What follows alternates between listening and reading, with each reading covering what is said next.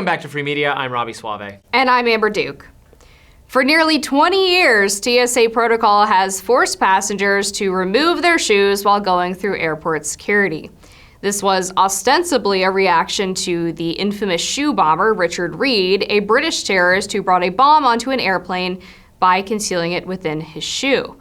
Of course, it's important to note that the bomb didn't actually work. And yet, we've been walking barefoot through airport security ever since. I, for one, am ecstatic that this ridiculous chapter is finally at an end, and it looks like Caroline Leavitt is as well.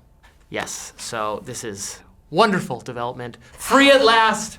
Praise the Lord. Praise the Lord.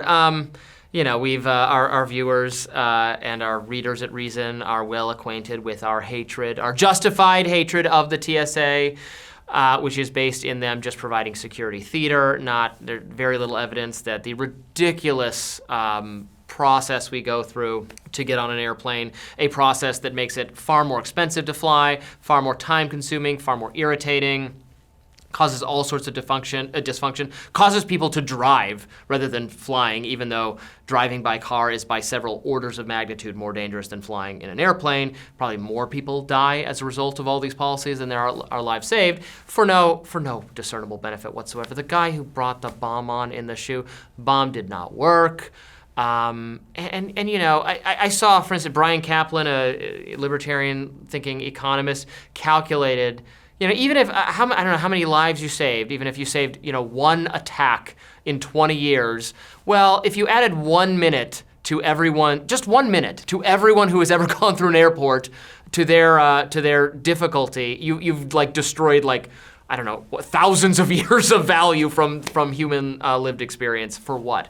So, it's really fucking annoying. The amazing thing about the shoe bomber too is that a lot of European airports, including the one that he flew through, still don't have this same rule of taking off your shoes. So even if this guy were to try this again today, if he boarded his plane at Heathrow and flew to the US, he would still be able to smuggle the bomb through his shoe. So America has this rule that's not even reciprocated by all of these international. It's totally idiotic. And I mean, you can pay, what is it, $80 for 5 years to get TSA pre so that you don't have to take your shoes off or you don't have to take your laptop out of your bag. It's like, okay, so if you get pre-screening, then suddenly you're not a bomber anymore. Well, it's also arbitrary. Sometimes you don't have to. You usually have to take your shoes off. Although every now and then I've been through it and you don't for some reason. Yeah. Sometimes you have to take the laptop out. Sometimes you leave it in because there's new fancier machines that can supposedly detect it. That's right. Although every time I go through one of those,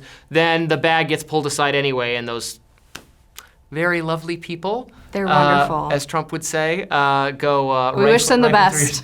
Wish them the best. I saw our friend Ben Domenech was just tweeting about TSA experience he just had. He has young daughters, and that one of the TSA agents grabbed his daughter's backpack and demanded to go through her things, and he's like, "Why are you doing this?" And he said, the TSA agent said, "Well, I can do whatever I want." And my thought was, well, at least she didn't get sexually assaulted as well, because that is also another aspect of this. Yeah. The really handsy sort of treatment. Yeah, so two stories for you that you'll enjoy. The first one, it was one of my first times really traveling. My first time on a plane, I was in 4th grade. My grandparents were so kind, they got us a trip to Disney World for Christmas. Didn't really fly again until I was in college, and we went on spring break, and we had a layover at LaGuardia Airport. And me, stupid, didn't realize that there's that place you can't exit if you're going to connection, right? I walked literally a step past the sign, and my friend tried to grab me to pull me back, and they made me go all the way back through security. As I'm going back through LaGuardia security, they decide to pull my bag aside, and they find my toothpaste, and it's like a half-empty tube of toothpaste, and they literally start squeezing it like this, and they go, "I don't know, I think it might be too much," and I'm like, just throw the effing thing away then, like, why are you torturing me? And then I did get the pat down. I want to say it was 3 or 4 years, it was 2021, I think I was flying to Miami.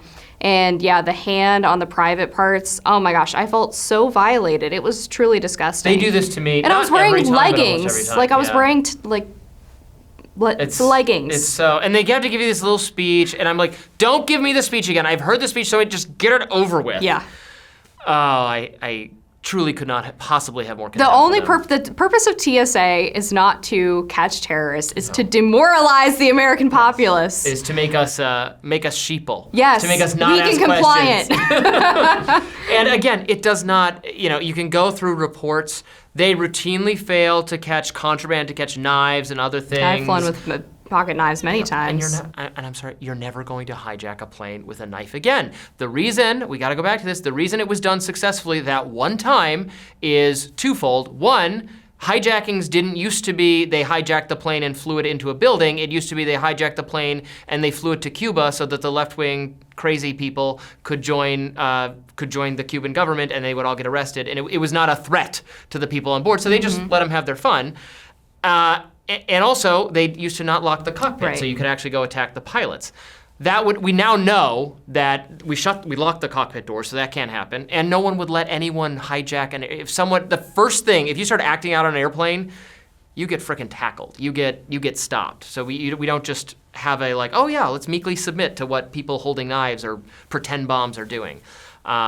It would not work again. None of this is necessary. Yeah, and just to clarify, I said I've flown with knives multiple times. That never happened. That just never. You wouldn't have. No, I would not never have done do that, intentionally or unintentionally. That never happened. Well, I've flown I have TSA pre and clear, and I would never fly with a knife. Well, I have flown with very dangerous contraband, hairspray, water bottles, your lotions, a cigarette lighter, nail file. My grandma got in trouble for bringing a nail file on a plane because it was a metal nail file. She was gonna hijack that plane. Yeah. All these products that affluent television journalists. The hairspray thing is actually insane because when I fly for a conference, I have to check a bag because of the damn hairspray, Same. and it makes me so angry. Same. I just did this. I just returned from Sicily. I was on a wonderful, gorgeous Sicilian vacation for a week, and went through the airport security, maybe removing the shoes for the last time. So this has been rolled out to a couple airports. Apparently, they're rolling out to more. If they go further with this, I have made this pledge that I am honor bound to support the party. I guess I would have to become a Republican.